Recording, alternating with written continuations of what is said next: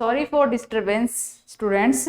जो हम पीछे की क्लास में पढ़ रहे थे कि कौन कौन सी कंडीशंस होती हैं जो क्या करवाती हैं, एलर्जिक डिसऑर्डर्स है वो कॉज करवा सकते हैं। जिसमें पहला तो हमने पढ़ लिया था, कौन सा, एलर्जिक राइनाइटिस। दूसरा हम डिस्कस कर रहे थे किसके बारे में, एक्जिमा के बारे में, जिसको आप क्या बोलते हो, डर्मेटाइटिस भी बोलते हो।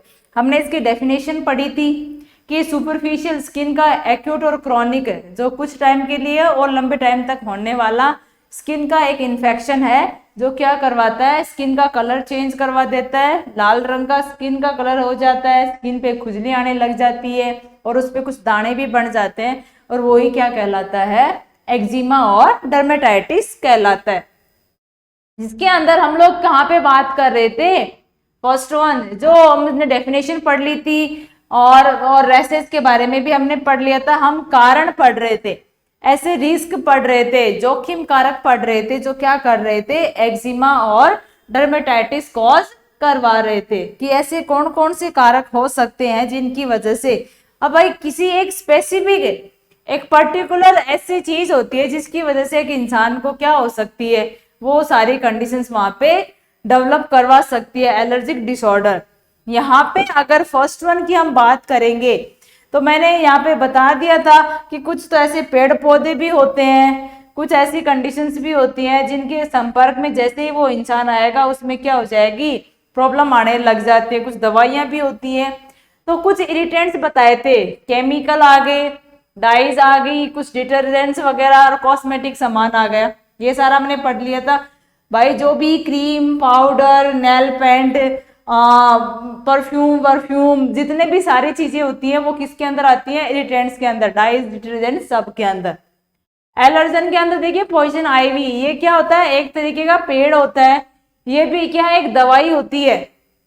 पीछे वाले क्लास के अंदर भी हमने पढ़ा था, ये तो क्या होता है, एक बेल या पेड़ होता है, लता का पेड़ होता है, समझ में आया। ये क्या होते हैं, एक ड्रग होती है, दवाई होती है, जो मोस्टली हम लोग क्या कब लेते हैं, जब हमें एसिडिटी हो जाती है। और ये क्या होता है, वाइन, वाइन को बनाने वाला एक ऐसा प्लांट और पौधा होता है जो वाइन बनाने के अंदर इंक्लूड किया जाता है। इसी को आप क्या बोलते हो, इसको आप क्या बोलोगे, सारे के सारे ऐसे इरिटेंट्स होते हैं जो क्या कॉज करवा रहे हैं, यहाँ पे उस पर्सन के अंदर एलर्जी कॉज करवा रहे हैं। तो ये सारी कंडीशंस हमने पीछे की क्लास में भी डिस्कस की थी। नेक्स्ट जो मैंने यहाँ पे बताया था, ये पॉइजन मतलब क्या होता है, अगर इनका पॉइजन हो जाए या ये हमारी बॉडी में चले जाए तो ये हमारी बॉडी में क्या करते हैं, एलर्जी के लक्षण वो लाना स्टार्ट हो जाते हैं।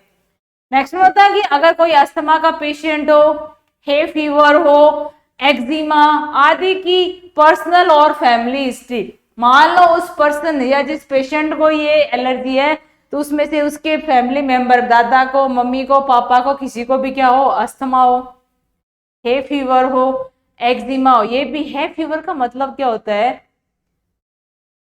सीजनल बुखार, समझ में आ रहा है भाई, सीजन के अकॉर्डिंग, वातावरण के अकॉर्डिंग, जैसे जैसे सीजन, मौसमी बुखार जिसको बोलते हैं, ये क्या होता है, हे फीवर। मौसमी बुखार, अस्थमा और एक्जिमा, अगर इन तीनों में से कोई भी उसकी पर्सनल और फैमिली हिस्ट्री हो, मतलब उसकी फैमिली में किसी को ये बीमारी हो, तो उस बंदे के अंदर भी इसके कारण है वो हो सकते हैं। नेक्स्ट वन, अगर किसी फूड की एलर्जी, जैसे मैंने बताया था ना, वो उधर पीछे हम अंडे वंडे, फिश विश वगैरह कुछ खा रहे थे, तो उससे भी अगर किसी को एलर्जी हो। कुछ दवाइयां जैसे कि पेनिसिलिन, ये सबसे ज्यादा क्या करती है, एलर्जी कॉज करती है। स्ट्रेप्टोमाइसिन आदि से होने वाली एलर्जिक रिएक्शन भी किसका कारण हो सकती है, एक्जिमा का कारण हो सकती है। इज दैट क्लियर कि एक्जिमा कौन कौन से ऐसे कारण है। पहले तो कोई केमिकल हो गया, जिसमें परफ्यूम वर्फ्यूम वगैरह ये सब आते हैं, डाइज वगैरह हो गए, जो भी हेयर डाइज वगैरह होते हैं जिनको हम लोग यूज करते हैं कलर वलर के लिए, डिटर्जेंट जो भी सॉप वॉप होते हैं वो सारे हो गए, कॉस्मेटिक में क्रीम पाउडर सब आ गए।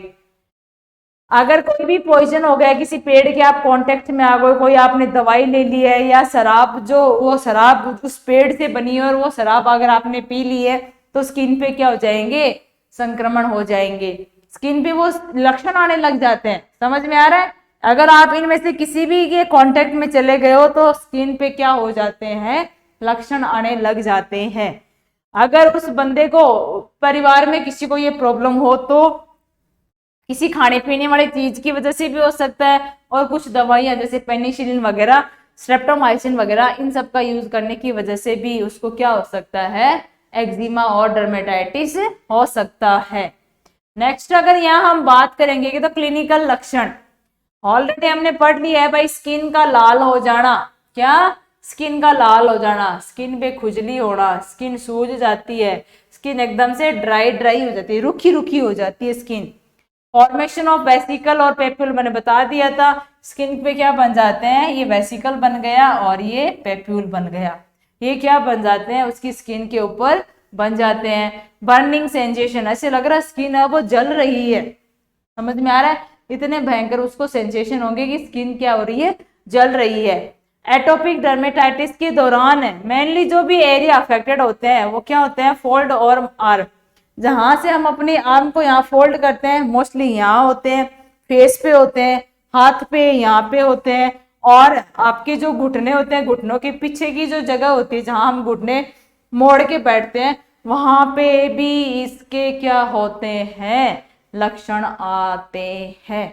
समझ में आया, मतलब ये हमारी स्किन के ऊपर जो लक्षण आ रहे हैं वो मेनली कहाँ कहाँ आते हैं, आर्म्स के ऊपर आते हैं, फेस पे आते हैं, हैंड पे आते हैं और घुटने के पीछे, मतलब ये ऐसी जगह होती है जहां पे एक्जिमा और डर्मेटाइटिस के लक्षण सबसे ज्यादा आते हैं।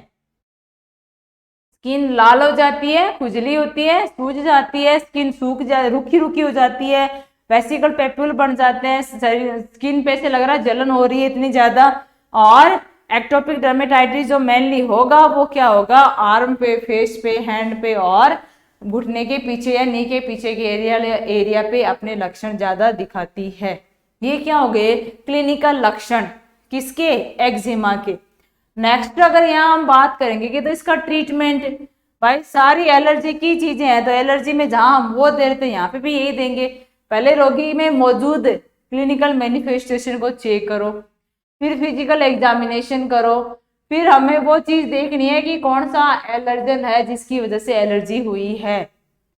टेस्ट, आप टेस्टिंग करोगे, बायोप्सी वगैरह जैसे मतलब ब्लड एग्जामिनेशन करोगे, और जिस एरिया पे हो रखा है इन्फेक्शन वहां से थोड़ी सी स्किन को निकाल के एग्जामिनेशन के लिए लेके जाओगे, उसको बोलते हैं बायोप्सी। ये सारे आप रोगी में मौजूद लक्षण चेक करोगे, उसका फिजिकल एग्जामिनेशन किया जाएगा, किस एलर्जन की वजह से उसको बीमारी हुई है वो चेक करोगे, सेल्स के बारे में पता करोगे कौन सी सेल बढ़ी हुई है, और यहाँ पे बायोप्सी की जाएगी। भाई जिस जगह पे मान लो फेस पे वो इन्फेक्शन हो तो फेस पे से थोड़ी सी स्किन आप निकालोगे और निकाल के कहाँ लेके जाओगे, लैब टेस्टिंग के लिए, और वहां से आपको पता चल जाएगा कि एग्जामिनेशन कि एक्जिमा कौन से एलर्जन की वजह से हुआ है। समझ में आया। अब हम लोग क्या करेंगे, इसका मैनेजमेंट, दवाइयां देते हैं, उसको ये कहेंगे कि पहली बात तो आप एलर्जी के पदार्थों से दूर रहो। भाई जो आपके लिए खतरा साबित हो रहे उस खतरे को हटा ही दो ना, तो क्यों शामिल कर रहे हो अपनी लाइफ में। स्किन पर मॉइस्चराइजिंग एजेंट का यूज करो, मतलब आपकी स्किन रूखी सूखी नहीं रहनी चाहिए, अच्छे मॉइस्चराइज वह क्लिनिकल बेस्ड जो मॉइस्चराइजर होते हैं उनको आप क्या करो कि अपनी स्किन पे अप्लाई करो। कॉर्टिकोस्टेरॉइड जिसमें देते हैं हाइड्रोकॉर्टिसोन और बीटामिथाजोन, ये कॉर्टिकोस्टेरॉइड्स भी वहां पे दिए जाते हैं, ये इम्यून बढ़ाने वाले ड्रग होते हैं। फिर टॉपिकल इम्यूनोसप्रेसेंट, ये क्या करते हैं, इम्यूनिटी पावर को कम करते हैं, और ये टॉपिकली लगाए जाते हैं स्किन के ऊपर, वो आती है जेल के रूप में और ऑइंटमेंट के रूप में जो स्किन के ऊपर क्या किए जाते हैं, अप्लाई किए जाते हैं। जैसे प्रीमाकोलीमस और टेक्रोलीमस, ये दो तरीके के ऑइंटमेंट होते हैं जो स्किन के ऊपर क्या किए जाते हैं, क्रीम के रूप में आते हैं, जिनको स्किन पे आप क्या करते हो, लगाते हो। एंटी हिस्टामिन दवाइयां जिसमें लिवोसिट्रिजिन हो गया, एंटीबायोटिक देते हैं जिसमें सिप्रोफ्लैक्सासिन। ये ऐसी सारा मैनेजमेंट, पहले तो उसको कहो एलर्जन पदार्थों से दूर रहो, स्किन को अच्छे से मॉइस्चराइज करके रखो, रूखा सूखा मत रहने दो। कॉर्टिकोस्टेरॉइड दवाइयां लेते हैं, हाइड्रोकॉर्टिसोन और बीटामिथाजोन। इम्यूनोसप्रेसेंट भी उसको दिए जाते हैं ताकि स्किन पे जो इन्फेक्शन हो रहा है वो क्या हो जाए, कम हो जाए। कम होगा तो कौन सी दवाई देते हैं? प्रीमेक्रोलीमस और टेक्रोलीमस, ये दो दवाइयां इम्यूनोसप्रेजेंट का काम करती हैं, जो क्या आती हैं? ऑइंटमेंट के रूप में आती है, क्रीम के रूप में आती है। एंटीहिस्टामिन में लिवोसिट्रिजिन देते हैं और एंटीबायोटिक देते हैं। ये सारी दवाइयां हम लोग किसमें देते हैं? एक्जिमा को ठीक करने में या डर्मेटाइटिस को ठीक करने के अंदर, क्योंकि जब ये इतनी सारी दवाइयां देंगे तो रेडनेस भी कम होगी, स्किन जो रुखी हो रखी थी वो भी क्या हो जाएगी? थोड़ी मॉइस्ट होगी, मॉइस्चराइजर हो जाएगी। जो खुजली आ रही थी वो खुजली भी क्या हो जाएगी? लिवोसिट्रिजिन देंगे तो वो कम हो जाएगी। जो वहां पे वो बने हुए थे पैप्यूल और वेसिकल्स, वो भी क्या होंगे? इन दवाइयों की वजह से कम हो जाएंगे। तो हम इन लक्षणों को क्या कर रहे हैं? कम करने की कोशिश कर रहे हैं। किनकी वजह से? मेडिकल मैनेजमेंट की वजह से। Is that clear? ये सारे क्या हो गए? एक्जिमा के मैनेजमेंट वगैरह, जिसको हमने प्रीवियस क्लास के अंदर हम पढ़ रहे थे, और बाय मिस्टेकली वो क्लास थोड़ी डिस्टर्ब हो गई तो वो रुक गई थी, और उसी क्लास को हम लोग नेक्स्ट क्लास के अंदर फिर से ये कंटिन्यू कर रहे थे। ये सारा क्या हो गया? वो डिसऑर्डर या वो बीमारी जो किसी एक पर्टिकुलर एलर्जन की वजह से होती है, जिसमें पहला तो क्या था? एलर्जिक राइनाइटिस, जिसमें क्या हो जाता है? इंसान को नजले की बीमारी होती है। और दूसरा क्या हो गया? एक्जिमा, जो क्या होता है? स्किन की बीमारी है। और ये दोनों होते किसकी वजह से हैं? एक स्पेसिफिक पर्टिकुलर एलर्जन की वजह से। चाहे वो आपने स्किन पे लगाया हो, चाहे आपने उसको स्मेल किया हो, चाहे आप उसके कांटेक्ट में चले गए हो, चाहे आपने उसको टैबलेट के रूप में लिया हो, कोई भी एक ऐसा स्पेसिफिक एलर्जन हो सकता है जिसकी वजह से आपको स्किन पे क्या आ सकते हैं?